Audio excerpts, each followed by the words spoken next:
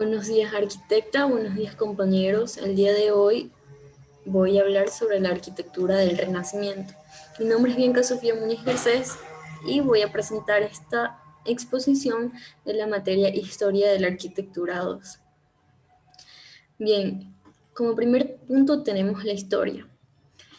La arquitectura del Renacimiento se originó en la ciudad de Florencia, en Italia, a principios del siglo XV y se extendió por toda Europa, sustituyendo al estilo gótico medieval. En el siglo XVIII se recuperan las antiguas formas romanas como la columna y el arco de medio punto, la bóveda del túnel y la cúpula. Su elemento básico de diseño era el orden de los componentes geométricos. Los conocimientos de la arquitectura clásica provinieron de las ruinas de los edificios y de los escritos de Vitruvio.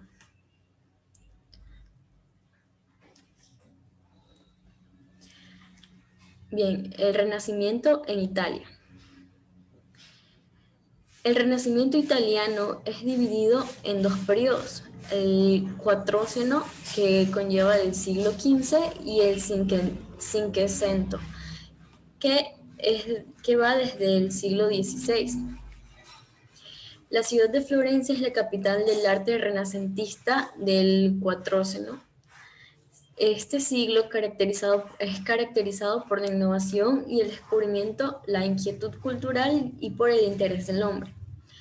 La definición del lenguaje arquitectónico de la época es definido sobre obras famosas realizadas en la ciudad de Florencia.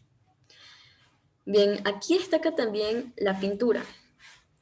Los pintores de esta época se caracterizaban por indagar la luz, el color y las anatomías, y sobre todo en la perspectiva y la sensación de realismo que éstas transmitían. Uno de los puntos más importantes es que los pintores de este periodo fueron los que destacaron más. Botticelli. Este trató de singular maestría la sensualidad femenina encuadrada en temas mitológicos de la antigüedad clásica. La arquitectura. Bien, este punto también es muy importante, ya que como sabemos esto influye hasta los tiempos de ahora. La primera obra que marcó la transición entre el gótico y el renacimiento fue la Catedral de Santa María de las Flores en Florencia. De manera que lo que se empezó como lo gótico lo concluyó Brunelleschi, siguiendo los dictámenes previos medievales, con un lenguaje basado al anterior, pero con resultados distintos. La cúpula terminada fue renacentista. Esta cúpula del inicio fue construida por estructura de madera. Brunelleschi diseñó un sistema de armaduras de madera que permitió construir encima del tambor la doble estructura de la que se compone la cúpula, como podemos observar en la imagen número 1. El primer proyecto de la actual Basílica de San Pedro. Bien, este proyecto es una gran obra renacentista que es muy importante y que caracteriza bastante a la ciudad de Florencia. Fue encargado por el Papa Julio II para enaltecer la grandeza de Roma. Bramante debía incorporar ideas del nuevo estilo renacentista. La planta en cruz era una formalidad que caracterizaba mucho a las edificaciones construidas en aquel entonces.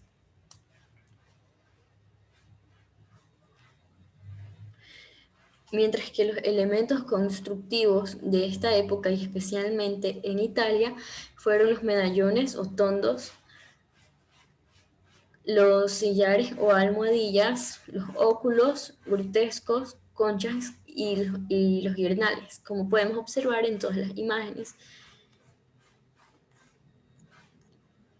El Renacimiento en España. Bien, en este país el Renacimiento se lo puede dividir en tres fases, los cuales son el plateresco, el purismo y el herreriano.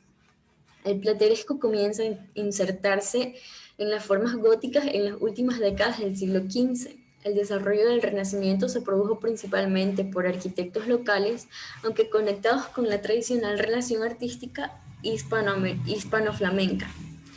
El purismo se caracteriza por una mayor austeridad decorativa que se limita a algunos elementos concretos que generalmente de inspiración grecorromana que generalmente eran de inspiración grecorromana. Hay un cierto cansancio de la exuberancia decorativa italianiense a mitad del siglo XVI y se imponen los edificios de aspecto más serenos y armónicos y por ende equilibrados. El herreriano, en honor a este tiene el nombre gracias a Juan Herrera, quien denominó la arquitectura española durante casi un siglo.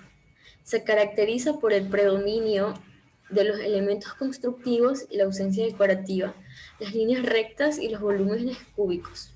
Significa además el definitivo triunfo de los postulados manieristas provenientes de Italia, con el aporte de sobriedad castellana. Como podemos observar en las imágenes, la primera es el Patio de los Reyes y la fachada de la Basílica del Escorial, mientras que en la segunda imagen está representada por la fachada del convento de San Esteban y la tercera es el Palacio de Carlos V. Obras arquitectónicas. Aquí destacan el Palacio de Santa Cruz de Valladolid, se construyó en el año 1486 y 1491. Este define a la perfección las líneas del incipiente movimiento. También destaca el Palacio de Carlos V y el Palacio de los Guzmanes. En España, los principales edificios renacentistas se desarrollaron de la mano de artistas locales, por lo que siempre se ha hablado de una corriente española. Mientras que en el Renacimiento, en el país de Francia, la arquitectura francesa es la denominación historiográfica con la que se designa la producción arquitectónica de los principios de la Edad Moderna y en lo que hoy es Francia. Los principales protagonistas fueron los reyes Carlos VIII y Luis XII, y especialmente Francisco I, que hizo llamar a numerosos artistas italianos y bajo cuyo reinado de estilo renacentista se convirtió en el estilo dominante de la corte francesa. Los monarcas franceses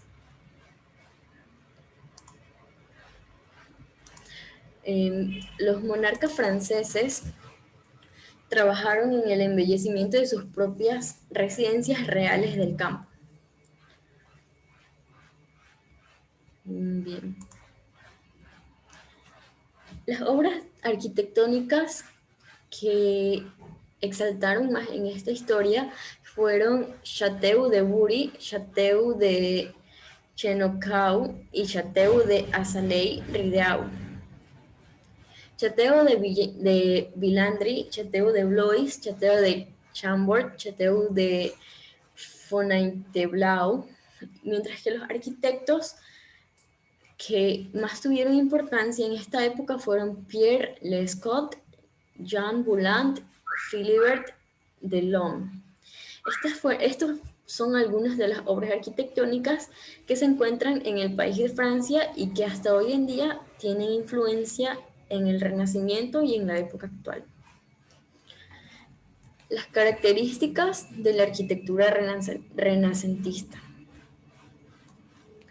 Unas de las características más importantes son los elementos sustentantes, muros y columnas. Se utilizaban las bóvedas de aristas o de cañón, como se puede observar en la imagen número 2, aunque es la cúpula la solución más representativa, ya sea para cubrir partes del edificio o del edificio entero. Sillares o almohadillas. Se utilizan en el ladrillo, el mármol y aparejos menudos. Los sillares son en algunos casos almohadillados y desaparece la concepción medieval que se basa en una visión longitudinal hacia el altar mayor, partiendo de una planta basilical que llega a las plantas centrales, las cuales son las más características a partir del cinquecento. Bueno, en conclusión, el Renacimiento marcó una etapa de nuevos ideales en donde la principal motivación del hombre fue su divino creador. Por lo tanto, se pensaba en construir lo mejor para Dios desde su perfección hasta su esfuerzo, el cual se reflejaba en cada detalle constructivo. En mi opinión, los arquitectos de esta época marcaron la arquitectura renacentista con sus grandes obras, ya que pensando hasta el mínimo detalle, ya que esta está pensada incluso hasta el mínimo detalle. Si comparamos los arquitectos del Renacimiento con los de la modernidad, podríamos decir que a pesar de tanta tecnología, nuestros antepasados no dejan de ser la creación perfecta de la arquitectura. No importa cuánto tiempo pase y qué tanto avanzan, estos sean mecanismos de la arquitectura del pasado, fue y seguirán siendo nuestro modelo a seguir. Muchas gracias.